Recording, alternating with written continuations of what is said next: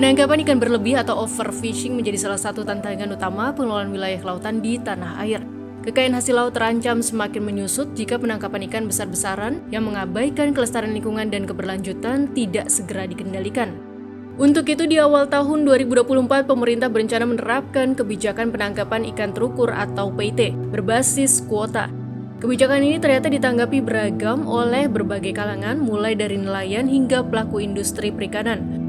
Untuk membahas penangkapan ikan terukur, Kompas mewawancarai Menteri Kelautan dan Perikanan Sakti Wahyu Trenggono di kantor Kementerian Kelautan dan Perikanan, Jakarta, Jumat 20 Oktober 2023.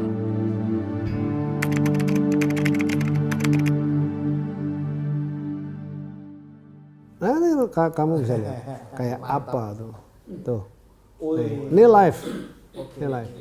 Ini semua kapal ikan. Ini semua kapal ikan. Kayak gini liatin. Gimana mau sehat kita? Gimana mau keberlanjutan?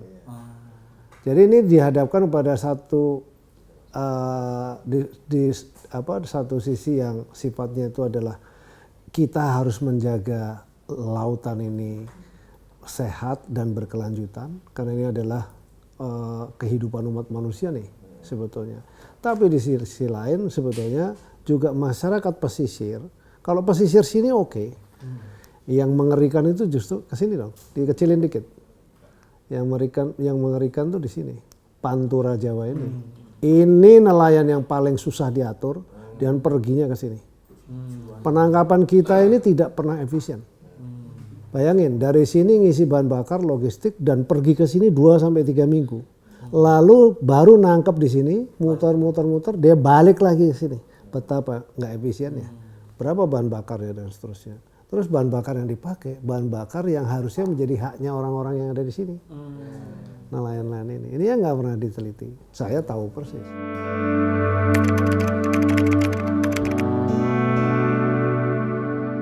Ini kebijakan dua. Ini yang sekarang sedang menarik ini menjadi bahasan. Penangkapan ikan terukur berbasis kuota. Kalau Kompas mau lakukan benchmarking, seluruh dunia sudah melakukan ini semua. PIT menerapkan kemerdekaan wilayah. Jadi terjadi distribusi ekonomi bukan centralized Jakarta atau centralized Jawa. Tapi dia bergerak keluarinnya. Nah, dia tolong yang tadi zona. Ya, dia bergeser. Misalnya nah, sekarang ini kan di sini. Muaranya kan semuanya ke sini. Sekarang kalau dia nangkapnya di zona 3, dia harus stay di sini. Dia berangkat dari sini, dari pelabuhan di zona 3, dan dia mendarat di pelabuhan atau dimanapun zona 3. Jadi kalau dia berputar di sini, dia nangkep dari sini, itu dia butuh logistik. Berarti terjadi transaksi di sini. Uangnya berputar di daerah sini. Ya. Aktivitas ekonomi di situ. Dia butuh tenaga kerja, dia butuh segala macam, dia butuh rumah, dia butuh makan, dia butuh apapun. Dia di sini, di zona ini. Terus kemudian ikannya berhenti juga di situ. Terjadi transaksinya juga di situ. Tidak bergeser dia ke sini yang unefficient. Itu tujuan dari penangkapan ikan terukur.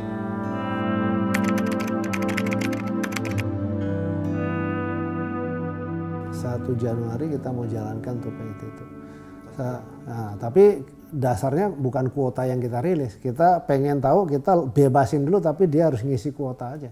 Supaya kita dapat data. Supaya nanti daftarnya bisa benar gitu. Jadi kalian mau minta apa? Izin laut? Iya, isi kuota. Setelah isi kuotanya sekian, nanti kamu balik dapatnya berapa kalian harus bayar PNBP.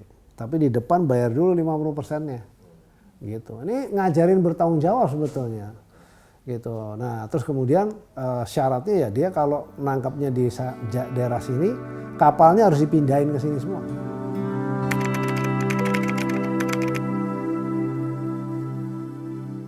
Kalau sekarang ini kan kita kebijakannya pasca.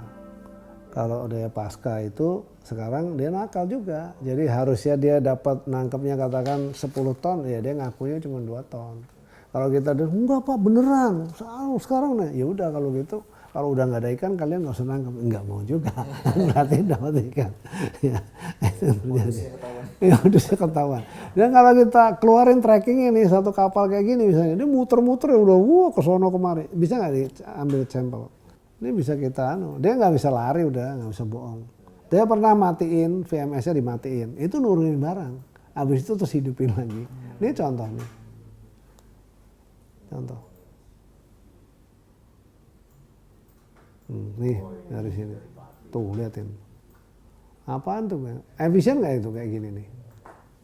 Ini dia pelanggaran wilayah nih. Jangan-jangan dia harusnya di zona sini.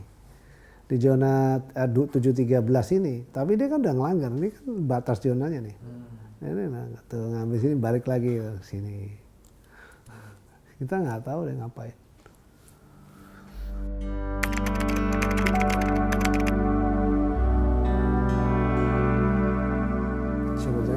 Sebetulnya gampang, kamu balikin aja.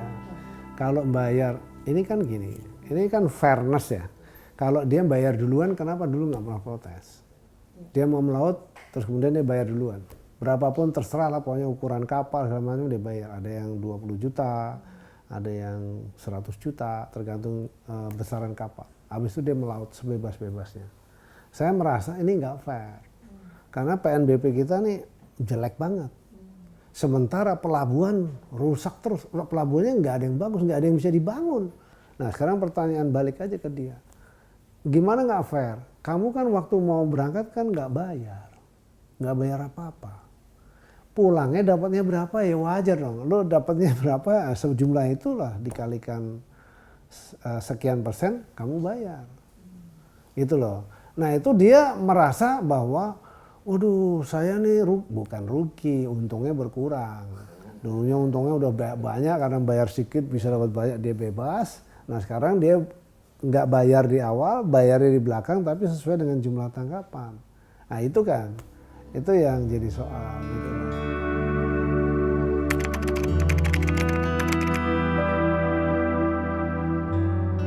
Kalau kita bicara untuk kemaslahatan semua itu kan dia pengusaha. Terus sementara nelayan kan kalau kamu lihat hampir seluruh nelayan aslinya yang pinggiran di sini itu mereka kan miskin seumur-umur kan. Justru keperhatian saya yang jutaan nelayan yang sesungguhnya ini yang harus kita jaga. Nah itu bantuan pemerintah selalu terus kasih alat tangkap, kasih sesuatu. Menurut saya tuh nggak nyelesain masalah. Nanti saya kasih tunjuk bagaimana kita membangun nelayan itu supaya bisa jadi benar. Dan itu harus intervensi pemerintah gitu loh. Nah, contoh keluarin ini yang model pembangunan kampung nelayan Bineri yang sekarang kita lagi bangun. Ini salah satu. Ini nantinya akan kayak gini. Ini kondisinya seperti ini. Nantinya akan kayak gini. Ada sentra kuliner, ada balai pelatihan, ada dermaga, ya, dermaga, nanti ada dok kapal gitu. Ini intervensi pemerintah semua. Intervensi pemerintah, artinya intervensinya KKP dari Dirjen Tangkap, Dirjen Badan Penyuluhan, Pembinaan SDM, terus kemudian daya saing, terus kemudian budidaya gitu. Nah, ini kita buatin dermaganya kita bangunin, semua kita bangunin, cold storage kita bangunin, Bineri di Biak. Syaratnya dia mesti 80% penduduknya itu nelayan. Smart jadinya ya Pak? Nggak, ini model. Jadi ini dengan intervensi 21 miliar gitu. Kenapa kita buat gini? Kita lihat dulu, kan ekonomi mereka itu kan dipicu dari produktivitas. Ya kan, teori produktivitas. Kalau mereka katakan 1 tahun 80% penduduknya itu adalah nelayan. 1 tahun katakan misalnya 5 miliar gitu. Itu kalau dibagi rata-rata cuman berapa kan mereka. Kalau seluruh infrastruktur ini kita benahin, itu pertama kali kita intervensi begitu. Misalnya itu kan ini kan butuh maintenance dan sebagainya. Kan nggak bisa pemerintah terus kan. Maka kita bangun koperasi. Nanti dari mereka untuk mereka. Kita serahkan semua mereka. Ada cold storage-nya, mereka hasilnya juga harus ke cold storage, bayar cold storage untuk perbaikan, maintenance dan sebagainya. Nah, nanti akan kita uji setelah seluruhnya kita penuhin seperti ini, dampak produktivitasnya gimana? Naik atau enggak? Kan gitu. Enggak naik. Kalau enggak naik, ini di balai pelatihan ini didiskusikan. Harapan saya sebetulnya kalau model ini dijalankan, tahun kedua, tahun ketiga harusnya kita sudah tahu satu situ tangkapannya kita udah valid, ya kan. Nomor dua, produktivitasnya meningkat atau tidak. Kita akan bisa uji. Berapa kali? Harapan saya mesti 5 kali paling enggak peningkatannya.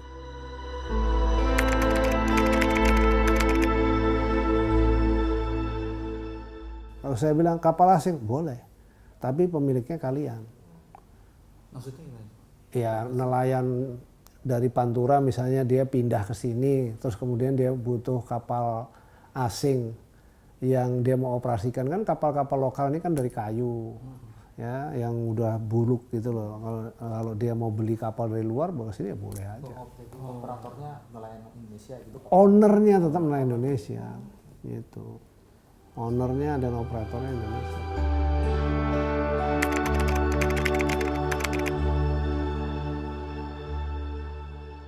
Nah, ini zona industri ya.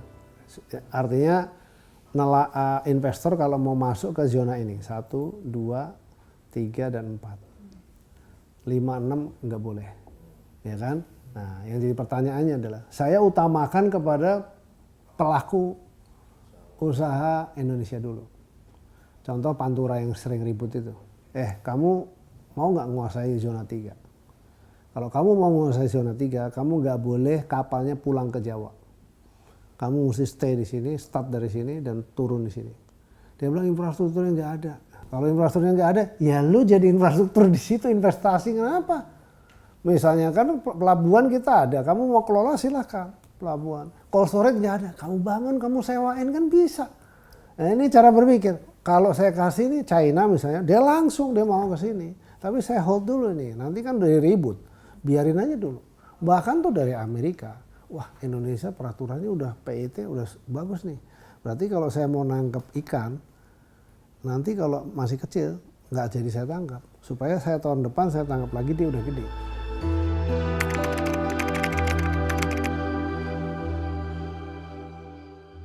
Kenapa begitu?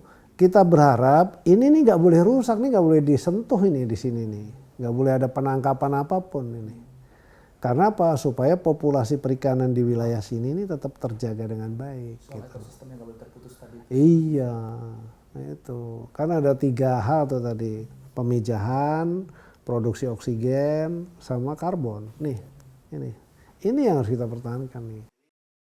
Tapi kemarin ketemu itu saya bilang gini, udahlah. Saya udah ngerti, kamu tuh maunya kalau bisa udah nggak usah bayar apapun dan gratis, kamu bisa bebas saja. Kalau itu dilakukan liar, semua saling beradu, ya kan?